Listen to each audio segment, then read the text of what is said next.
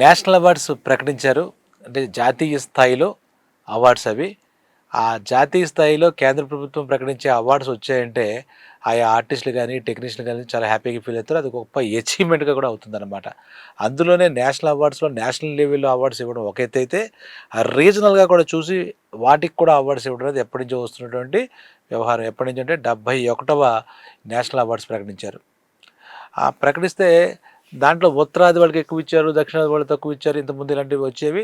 తెలుగు వాళ్ళు కూడా చాలా కాలం ఒక్క అవార్డు కూడా లేదు. ఏ రకంగాను మనకి తీయలేదని చెప్పారు. అయితే ఇప్పుడు తెలుగుది అలాగే సౌత్ ఇండియాది ప్రాబల్యం బాగా పెరిగిందని చెప్పాలి. ఎందుకంటే తెలుగు సినిమా గ్లోబల్ స్థాయిలో అది విజయాలు సాధించి తెలుగు సినిమాకి ఒక లెవెల్ పెరిగిందని చెప్పాలి. అలాగే ఇప్పుడు పాన్ ఇండియా అని ఒక పదం వచ్చిన తర్వాత తెలుగు సినిమా, తమిళ సినిమా, కన్నడ సినిమా, ఈ మలయాళం సినిమా ఇవన్నీ కలిసిపోయి బాలీవుడ్ సినిమా పాన్ ఇండియా మూవీగా మారింది కాబట్టి ఇప్పుడు తెలుగు సినిమాని ప్రత్యేకించి చూడకూడదు. అయినప్పటికీ అవార్డ్స్ పరంగా కొన్ని కేటగిరీస్, కొన్ని గైడ్లైన్స్ ఉంటాయి కాబట్టి ఆ ప్రకారంగా 71వ ప్రకటించారు. అయితే కరోనా వచ్చిన తర్వాత అనుకోవచ్చు కొన్ని అవార్డుల ప్రకటన కూడా చాలా ఆలస్యం అవుతుందన్నమాట. ఇది 2023 సంబంధించిన చిత్రాలకు సంబంధించిన అవార్డ్స్ ఈ 71 అనమాట. ఇప్పుడు కరెంట్‌గా రాదు యాక్చువల్లీ 2024 కూడా ప్రకటించొచ్చు. అయితే 2023 71వ నేషనల్ అవార్డ్స్ అనమాట. 2023 సంవత్సరం ప్రకటించారు. అందులో చెప్పుకుంటూ ఉన్నారు. మన ఛానల్‌లో కూడా చెప్పారు. తెలుగు సినిమా ఏంటి, వాటికి 7 అవార్డ్స్ వచ్చాయి. రీజనల్‌గా ఇలా వచ్చాయని చెప్పారు. అయితే ఇప్పుడు నేను ఇవాళ చెప్పదలుచుకున్న విషయం ఏంటంటే కింగ్ షారుఖ్ ఖాన్ అలాగే క్వీన్ రాణి ముఖర్జీ వీళ్ళిద్దరికి అవార్డు వచ్చింది. ఇందులో ఏమిటంటే విశేషం ఏంటంటే 33 ఏళ్ల తర్వాత వీళ్ళిద్దరికి అవార్డు వచ్చిందని చెప్పాలి. వాళ్ళిద్దరూ వచ్చి ఆల్మోస్ట్ 33 ఏళ్ళయింది. షారుఖ్ ఖాన్ కానీ, ఈ రాణి ముఖర్జీ గారు వచ్చి 33 సంవత్సరాలు అంటే 3 దశాబ్దాలు పూర్తయిపోయింది. ఒకటి ఇద్దరు కూడా ఒక విజయాలు సాధించారు. ముందు కింగ్ షారుఖ్ ఖాన్ గురించి మొదలెట్టాలంటే అతను దూరదర్శన్‌లోను అలాంటి టీవీల్లోను అప్పుడు దూరదర్శన్ ఉండేది. ఆ టీవీల్లో బుల్లితెర నటుడిగా వచ్చి సర్కస్ అనేది ఒక సినిమాలో ఏదో సీరియల్‌లో చేసి పబ్లిక్ అందరి చేత భలే నటుడు అని అనిపించుకొని అక్కడి నుంచి సినిమాలోకి వచ్చాడు. షారుఖ్ ఖాన్ కూడా ఎవరు గాడ్ ఫాదర్సు, ఎవరు సపోర్టర్సు, వాళ్ళ ఫ్యామిలీ బ్యాక్‌గ్రౌండ్‌లో ఇంతకుముందు సినిమా వాళ్ళు ఎవరు లేరు. తన ప్రతిభతోనే టాలెంట్‌తోనే వచ్చాడని చెప్పాలి.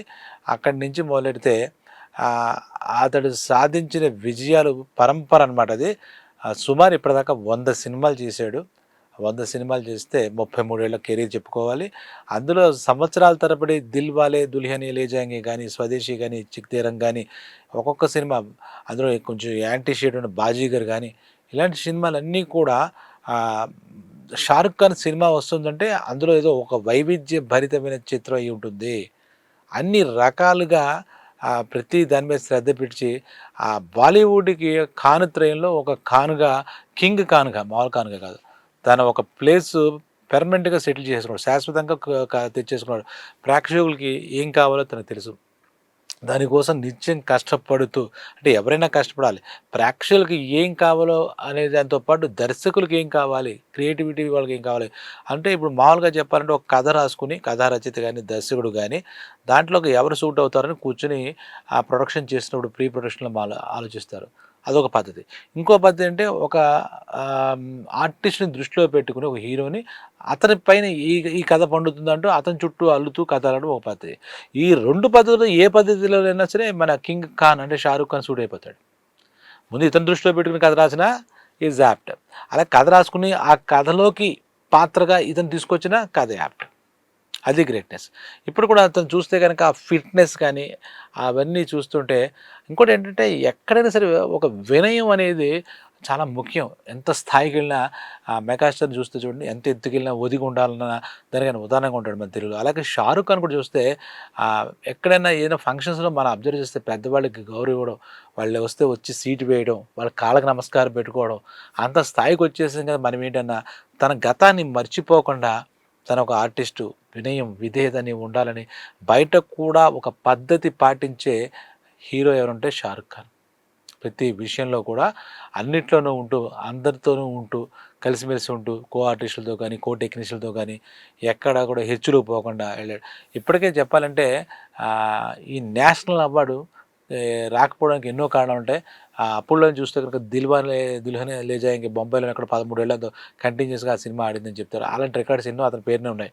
ఆ టైంలోనే అతను చేసే అసలు నిజంగా 'బాజీగర్'లో ఒక కైండ్ ఆఫ్ పెర్ఫార్మెన్స్ ఇలా ప్రతి సినిమాకు ఒక డిఫరెంట్ 'షారుఖ్ ఖాన్' కనపడతాడు. సరే ఏది ఏమైనా కాలం కలిసి రావాలి. దీనికి మనం ఈ నేషనల్ అవార్డ్ కమిటీని, జ్యూరీ కమిటీ మనం కామెంట్ చేయాల్సిన అవసరం లేదు. ఎందుకంటే దానికి కొన్ని పారామీటర్స్, కొన్ని గైడ్‌లైన్స్ ఉంటాయి. దాన్ని బట్టి తీస్తారు. ఈ మధ్య కాలంలో చూస్తే నెగెటివ్‌గా ఉంది కదండీ ఆ క్యారెక్టరు. ఆ క్యారెక్టర్‌కి ఎందుకు ఇస్తున్నారని చెప్పి ఇంతకుముందు 69 అనుకుంటా ఫిల్మ్ ఫెస్టివల్‌లో 'పుష్పకి' అల్లు అర్జున్‌కి ఇస్తే అప్పుడు నేషనల్ లెవెల్‌లో ఎందుకు ఇస్తున్నారు? ఇది క్యారెక్టర్ ఏమి ప్రజలకి ఉపయోగపడుతుంది స్మగ్లర్ క్యారెక్టర్ అలా అన్నారు. అక్కడ మనం చూసుకోవాల్సింది ఏంటంటే అతను ఆ పాత్రను ఏ రకంగా పోషించి దాన్ని సక్సెస్ చేసాడనేది చూసుకోవాలి తప్పితే క్యారెక్టర్ అతనిలో నటనకి, ఆ నటుడికి, అందులో ఉన్న హీరోకి ఇచ్చేది తప్పితే ఈ సినిమా దర్శకులు తయారు చేసిన ఆ క్యారెక్టర్ కేవలం 'పుష్పకి' ఇవ్వలే. ఇక్కడ అల్లు అర్జున్ ఏ రకంగా ఆ పుష్పరాజ్ క్యారెక్టర్ చేశాడనేది ఇచ్చారు. అక్కడ విషయం మాట. ఇక్కడ కూడా ఈసారి కూడా అదే డౌట్ వస్తుంది. ఎందుకంటే 'జవాన్' సినిమాలో మనకి లెక్కేసుకుంటే కనుక అది ఒక యాక్షన్ థ్రిల్లర్ సినిమా. కొన్ని నెగెటివ్ షేడ్స్ కూడా ఉంటాయి. యాక్షన్ సీక్వెన్సెస్, ఫైట్ సీక్వెన్సెస్ చాలా బాగుంటాయి. చాలా మన సౌత్ మద్రాస్ చెందిన అట్లీ అనే ఒక డైరెక్టర్ చేశాడు. అది మొత్తం ఇండియా వైపు చూస్తే ఫుల్ సక్సెస్ కొట్టింది. పాన్ ఇండియా లెవెల్‌లో కొట్టింది అది. అందులో 'షారుఖ్ ఖాన్' గెటప్స్‌కి మనం హ్యాట్స్ ఆఫ్ అనాలి. షేడ్స్ చెప్తున్నాం కదా, కొంచెం నెగెటివ్ షేడ్సే ఉంటాయి. అదొక పర్పస్‌ఫుల్‌గా ఉంటుంది. ఆ సినిమా ఏంట్రా డిఫరెంట్ లుక్స్‌తో, డిఫరెంట్ స్టోరీతో అంతా డిఫరెంట్‌గానే ఉంటుంది. ఈ సినిమా దానికి ఇచ్చారు. 'షారుఖ్ ఖాన్‌కి' దానికిచ్చారు. అంటే ఇప్పుడేదో చాలా చాలా ఉదాత్తంగా ఉన్నటువంటి ఒక గాంధీ గారిలాగా ఉండాలి ఒక క్యారెక్టర్, ఓ నెహ్రూ గారు అలా లేదు. అతను ఆ ఇచ్చిన పాత్రకి ఏ రకంగా న్యాయం చేశారో చూసి, అవన్నీ చూసి వచ్చినటువంటి ఎంట్రీ చూసి చాలామంది అంటారు దీనికన్నా అదేదో బాగుంది కదా! అయితే ఇందులో కొన్ని ఉంటాయి. అది తెలుసుకోవాల్సిన విషయం అంటే కొన్ని గైడ్‌లైన్స్ అని చెప్పాను. అలా కాకుండా దీనికి నామినేట్ అయ్యి ఉండాలి. సినిమాకి వాళ్ళు ప్రకటించినప్పుడు వీళ్ళు ప్రొడ్యూసర్స్ సైడ్ నుంచి, ప్రొడక్షన్ సైడ్ నుంచి మా దాంట్లో బెస్ట్ హీరోగా మేము ఇతన్ని నామినేట్ చేస్తున్నాం. అది ఆ ఫార్మాలిటీస్ ఉంటాయి. అసలు అప్లై చేయకుండా సినిమా రాలేదనంటే ఎలా ఉంటుంది? వాళ్ళందరూ మన దగ్గర ఉన్నటువంటి సినిమాలు, వచ్చిన సినిమాలు అన్నీ చూసి వాళ్ళు ఏవి ఇవ్వరు. ఎవరైతే చెప్తాడు ఇప్పుడు 71 అయిపోయాక 72 అంటే 2024లో రిలీజ్ అయ్యే సినిమాలు మీకు అవార్డ్స్ వస్తుందని మీరు భావిస్తే ఏ కేటగిరీలో మీరు అవార్డ్స్ ఉంటే అప్లై చేయండి అని చెప్పి ఇస్తాడు. అప్పుడు వీళ్ళు సమ్ స్పెసిఫిక్ అమౌంట్ డీడీలు ఏదో తీసి మా దాంట్లో హీరోకి వస్తుంది, లేదా మా సినిమాకి వస్తుంది, మా ప్రొడక్షన్‌లో మా మ్యూజిక్ డైరెక్టర్ బాగా కొట్టిండు అని కొన్ని కేటగిరీస్‌లో వీళ్ళు అప్లై చేయాలి. దానికి ఒక ప్రొసీజర్ ఉంది. అలా లేకుండా ఏంటంటే దీనికోసం అంటే ఎంతమంది అప్లై చేశారంటే వాళ్ళు తీసే సినిమా మీద వాళ్ళకి అవార్డు వస్తుందని నమ్మకం ఉండాలిగా ఫస్ట్ ఆఫ్ ఆల్. ఈ కేటగిరీలో వస్తున్న వాళ్ళు అప్లై చేయాలి కదా! తెలియకుండా ఏంటంటే ఆ సినిమా మామూలుగా ఉంది కదా, దీనికి ఎందుకు ఇస్తారని చాలా క్యాజువల్‌గా మాట్లాడతారు. అది కాదు ప్రొసీజర్. ఒక ప్రొసీజర్ ఉంటుంది. ఒక ఫార్మాట్ ఉంటుంది. దాని ప్రకారం మనం అప్లై చేయాలి. అప్లై చేస్తే ఆ ఉన్న సినిమాలో ఒక జ్యూరీ కమిటీ ఉంటుంది. ఆ కమిటీలో రకరకాల శాఖలు చెందిన వాళ్ళు ఉంటారు. వాళ్ళంతా నిర్మొహమాటంగా ఎటువంటి వాటికి లోన్ కాకుండా ప్రలోభాలకి ఏ సినిమా బాగుంది అని వాళ్ళ తరహాలో వాళ్ళ కోణంలో చూసి దానికి వచ్చిన సినిమాల్లో నామినేషన్స్లో వాళ్ళు ఏది బెస్ట్ అని వాళ్ళు డిసైడ్ చేస్తారు. తప్పితే మనది ఏదో కావాలని చేశారండి, పక్షపాతం చూపించారండి, ఇవన్నీ ఉండవు మామూలుగా అయితే. అది తెలియకుండా మనం అనుకుంటాం రివాజు. కొన్ని సినిమా అలాగ అన్యాయం జరిగిన అన్యాయం కాదు, వాళ్ళు అప్లై చేశారో లేదో కూడా తెలియదు.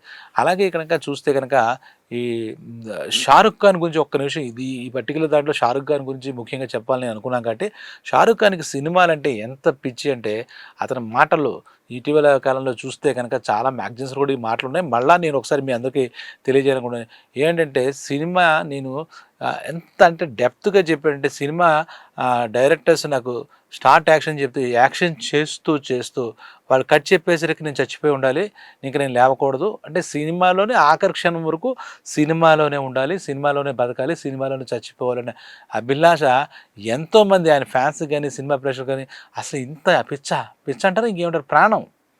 అతను యాక్ట్ చేస్తూ అక్కడే దర్శకుడు యాక్షన్ చెప్తే యాక్షన్ చేస్తూ పడిపోతే ఇంకా కట్ అంటే ఇంక లేకపోతే ఇంక అక్కడే చచ్చిపోవాలన్నంత ఆ ప్రేమని, ఆ పిచ్చిని వ్యక్తం చేశాడు 'షారుఖ్ ఖాన్'. అందుకే అంతమందికి దగ్గరయ్యాడు. అంతమంది ఎందుకు అతను లైక్ చేస్తారు అంటే అందుకే లైక్ చేస్తారు.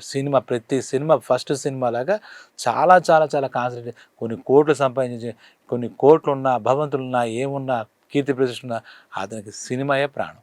మనకు అర్థమైన విషయం అది.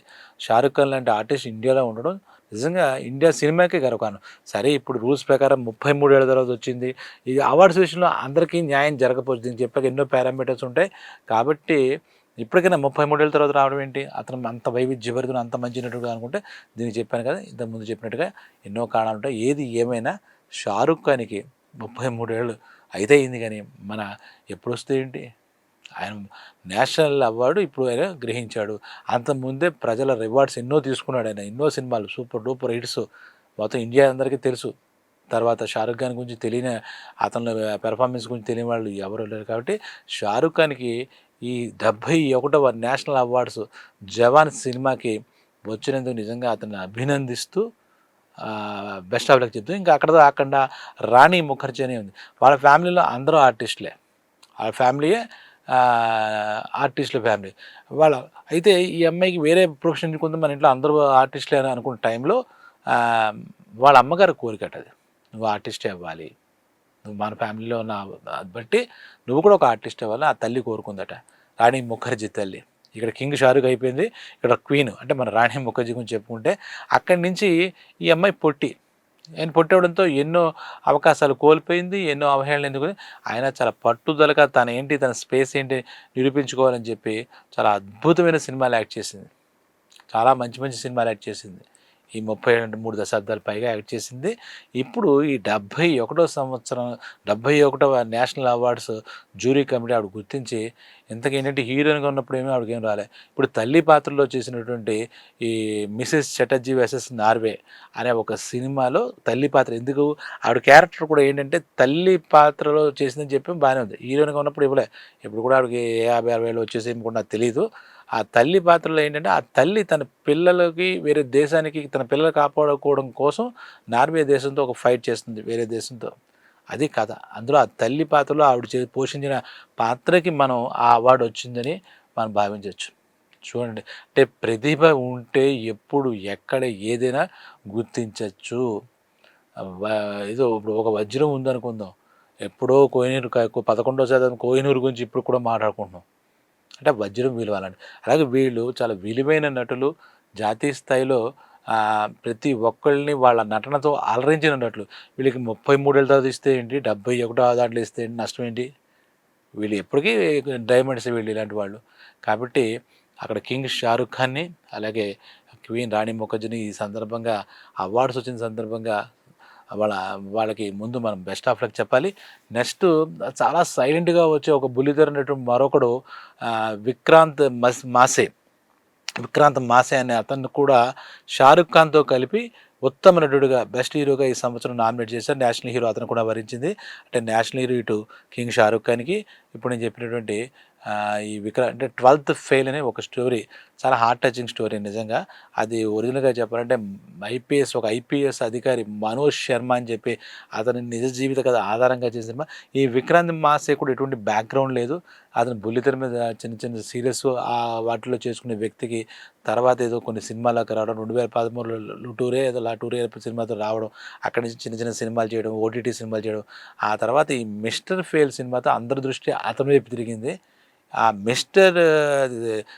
ఇదేంటి 12th ఫెయిల్ సినిమా నిజంగా అది అందరినీ అసలు ఆలోచింపచేసింది. అలరించింది కానీ ఆలోచింపచేసింది. ఆ 12th ఫెయిల్ అంటే అంటుంటారు ఈ సినిమాకి ఎందుకు రాలేదు తెలియదు, ఈ సినిమాకి ఎందుకు వచ్చిందో అర్థమైందా? ఈ 12th ఫెయిల్ చాలా అందరూ ఆలోచించదగ్గ ఒక మనోజ్ శర్మ అనే ఐపీఎస్ అధికారి కథలో అతను యాక్ట్ చేశాడు విక్రాంత్ మాసే. ఆ 12th ఫెయిల్ కూడా ఆ 12th ఫెయిల్ సినిమానే ఈ 71st నేషనల్ అవార్డ్స్లో బెస్ట్ ఫిల్మ్ ఇన్ ఇండియా. మొత్తం నేషనల్ అవార్డ్స్లో నేషనల్ లెవెల్లో 12th ఫెయిల్ సినిమాలో ఫెయిల్ అనే పదం ఉంది కానీ అది సూపర్ డూపర్గా పాస్ అయింది. అది అందులో ఉండే అతను పనిచేసినటువంటి విక్రాంత్ మాసే ఎవరో అతను ఊహించి ఉండడు. అసలు ఈ స్థాయిలో షారుఖ్ ఖాన్తో కలిసి ఒక బెస్ట్ హీరో అవార్డు షేర్ చేసుకుంటాను అది ఊహించడం. చాలా మంచి పెర్ఫార్మర్. ఆ విషయం సినిమా చూసిన వాళ్ళు అందరికీ కూడా తెలిసి ఉంటుంది. 12th ఫెయిల్కి అవార్డు రావడం కూడా చాలా గొప్ప విషయం. కాబట్టి విక్రాంత్ మాసే అలాగే 12th ఫెయిల్ టీం అందరికి కూడా, ఎందుకంటే చాలా ధైర్యం కావాలి అటువంటి సినిమా చేయాలంటే. 12th ఫెయిల్ ఒకసారి చూస్తే కనుక సినిమాని మనం రెగ్యులర్ కమర్షియల్ ఫిల్మ్ అయితే కాదు, రెగ్యులర్ సినిమాలో ఉండాల్సిన ఆ ఎలిమెంట్స్ అందులో ఉండవు. సో ఈ national awards 71st national awards గురించి చెప్పుకుంటే ఈ బెస్ట్ హీరోస్ అనాలి ఇద్దరు, షారుఖ్ ఖాన్ అలాగే విక్రాంత్, అలాగే ఇక్కడ రాణి ముఖర్జీ. వీళ్ళందరినీ డెఫినెట్గా అభినందించాలి. ఇంతకుముందు మన తెలుగు సినిమా ఏంటి, తెలుగు సినిమా సాధించిన విజయాలు ఏంటనేది మన ఛానల్లోనే మన మిత్రుడు ఇంకో వీడియో చేశాడు, అది కూడా తప్పకుండా చూడండి. కాబట్టి ఇటువంటి ఎన్నో విషయాలు మనం షేర్ చేసుకుందాం. డెఫినెట్గా ఈ చైత్ర ఎంటర్టైన్మెంట్స్ని షేర్ చేయండి, 10 మందితో షేర్ చేయించండి. Thank you.